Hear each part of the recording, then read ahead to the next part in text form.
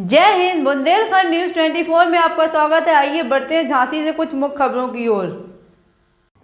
अपना दल एस के प्रदेश अध्यक्ष तथा पूर्व विधायक राजकुमार पाल ने कहा कि आने वाले 2024 के लोकसभा चुनाव में एनडीए की सरकार बनाने में अपना दल कोई कोर कसर नहीं छोड़ेगा।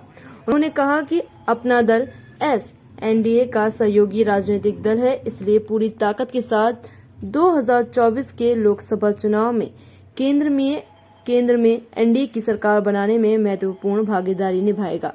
बुंदेलखंड के दौर पर आए प्रदेश अध्यक्ष आज सुबह कैंटेरिया में स्थित पार्टी की मौरानीपुर विधायक डॉक्टर रश्मि आर्या के आवास पर गए थे।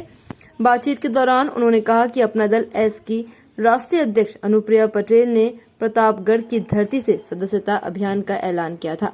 उसी सदस्यता अभियान की समीक्षा करने के लिए वह बुंदेलखंड के दौरे पर आए। अब तक 1 करोड़ सदस्य के लक्ष्य के सापेक्ष 3 दिन पहले तक पार्टी ने 77 लाख सदस्य बना दिए थे। निश्चित तौर पर 2 अक्टूबर तक हमने लक्ष्य पूरा हासिल कर लिया।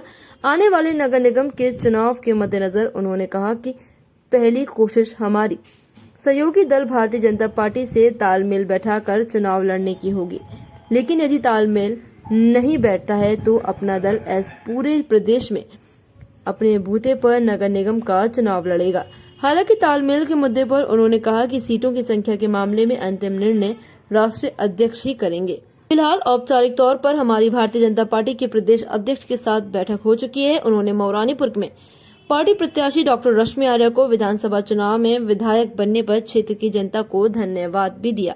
इस अवसर पर मौरानीपुर विधायक डॉक्टर रश्मि आर्या, राष्ट्रीय सचिव कालका पटेल, प्रदेश अध्यक्ष व्यापार मंच दादू सोलंकी, पूर्व राष्ट्रीय सचिव अरविंद सिंह पटेल, जिलाध्यक्ष जगरूप सचान, धनगर पाल समाज के प्रदेश अध्यक्ष भानु प्रताप, पर्वत सिंह पाल, बिहारी पाल, प्रभा पाल, सेवा पाल और कई सारे लोग मौजूद रहे।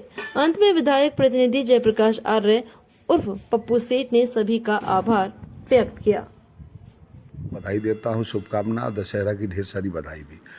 दरअसल अपना दल यस हमारी मुखिया और हमारी पार्टी की राष्ट्रीय अध्यक्ष श्रीमती अनुप्रिया पटेल जी के 1 माह के सदस्यता बृहद सदस्यता अभियान के तहत जो आह्वान हुआ था प्रतापगढ़ की धरती से, वह 2 अक्टूबर कल 2 अक्टूबर तक 1 माह का कार्यक्रम जो सदस्यता का चल रहा था, उसी कड़ी में मुझे झांसी आना पड़ा।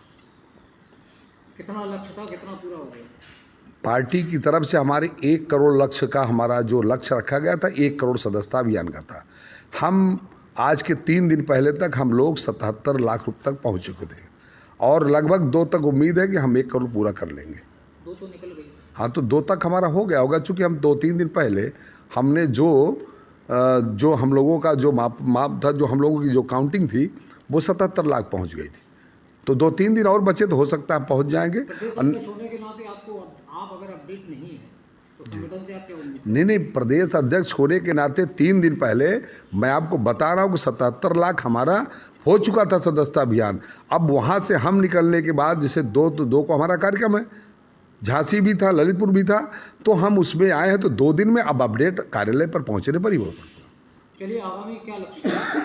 आगामी लक्ष्य हमारा है 2024 को 24 घंटे मेहनत करके राष्ट्रीय अध्यक्ष के आह्वान पर हम लोग एनडीए की पुनः सरकार बनाने का काम करेंगे। नगर निगम के चुनाव में क्या भूमिका होगी? नगर निकाय का चुनाव जहां तक मसला है, हमारी पहली कोशिश है कि हम भारतीय जनता पार्टी के सहयोगी दल हैं और एक मजबूत दल हैं। हमारी पूरी कोशिश होगी कि हम मिलकर चुनाव लड़ें। अगर ऐसा नहीं होता है तो हम लोग पूरे उत्तर प्रदेश में सारी नगर पंचायत, सारे नगर पालिका के चुनाव, सारे नगर निगम के चुनाव सब लड़ेंगे, कोई भी सीट नहीं छोड़ेंगे। अभी तक कोई बातचीत नहीं हो पाई, चुनाव सर पे आ गया।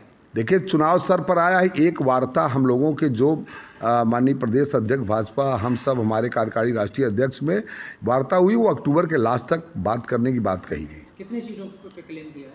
अब ये हमारा प्रदेश, हमारे राष्ट्रीय नेतृत्व के बारे में वो बताएंगे पूरी तरह। मैं प्रदेश की ही बात कर रहा हूँ कि हमारे जो राष्ट्रीय नेता हैं, हम उनके साथ बैठेंगे, तब तय करें कितना करना है कितना नहीं करना। अभी कोई तय नहीं है? अभी ऐसा कुछ तय नहीं। तो फिर वार्ता किस मुद्दे पर हुई? वार्ता एक पहल हुई है। हम लोग बैठे हैं एक सौहार्दपूर्ण वातावरण में बैठ करके।